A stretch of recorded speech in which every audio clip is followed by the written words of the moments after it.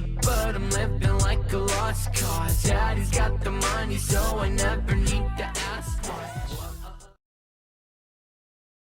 What's up guys, Tate here, and today we are at the Atalissa Hare Scramble. We got Brian to the left of me, and today we are racing the Open C class. So let's take a look at the start. Bike starts up first kick. I actually remembered to turn the gas on this time. Still kind of in the middle of the pack. I think I'm in 7th right now.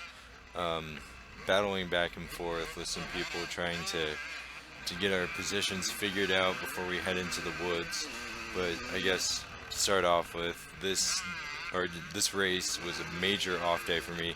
Atalissa is one of the hardest races in Iowa for the year, so this is pretty much an enduro rather than a hare scramble. So given the fact that I haven't really been riding woods as of late,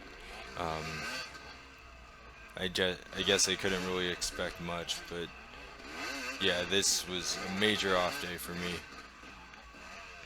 Trying to keep pace in the start here with the rest of the class, which I am, and I'm looking pretty fast for this first part of the woods.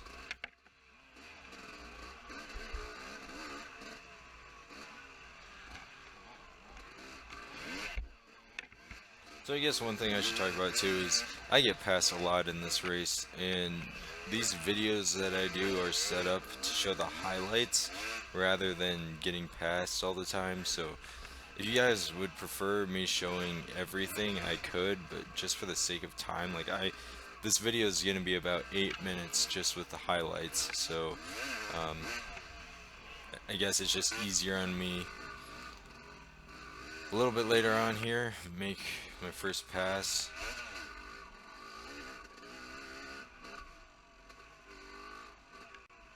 I guess I should say there's 21 guys in the C class, something like that. Some guy gets stuck right there. I've raced this race ever since the year I started racing, so the past 4 years, the past 4 years. And last year I made that same mistake of getting stuck. This part sucked, so it's an uphill with all these roots, and I'm just lugging through it, make it up somehow, but holy crap. That blind turn uphill, a bunch of roots, the recipe for disaster.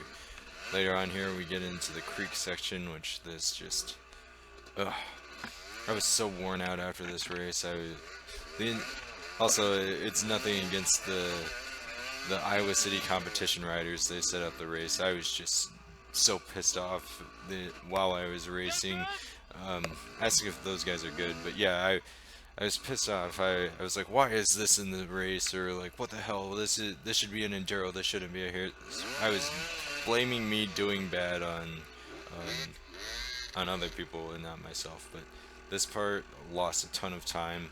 You're supposed to go up and to the right, and I went down and to the right on the bottom of the hill, so I had to turn around, and I couldn't get up that log, and it just set me back so much. And I made the same mistake on the second lap.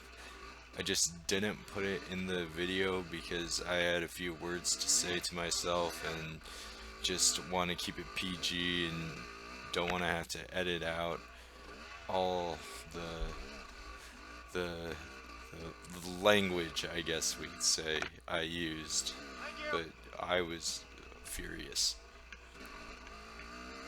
A little later on, opening her up. I really like this bottom section here. This bottom section by the river was freaking sweet.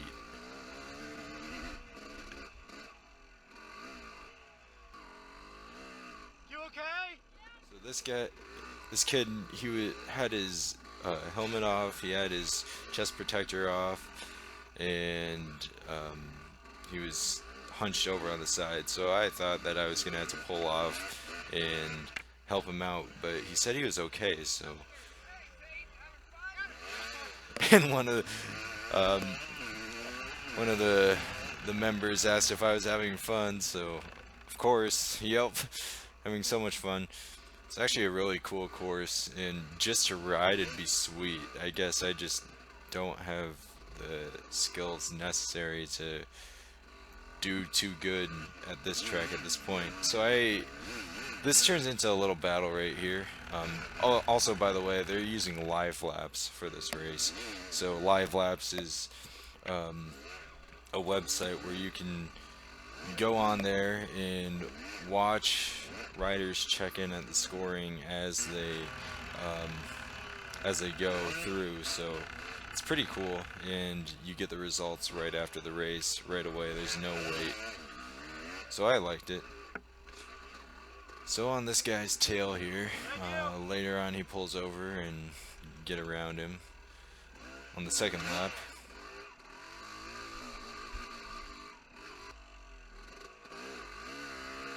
And here's another guy pulled over. By the end of the race, it was just a war zone, or it looked like a war zone. The trail, there was bike plastics all on the side. There were people with all their gear off, just sitting around. It was chaos, I guess, but my god, this track, like, I can completely understand. This track just really tests if you're capable of finishing a hard enduro, I guess.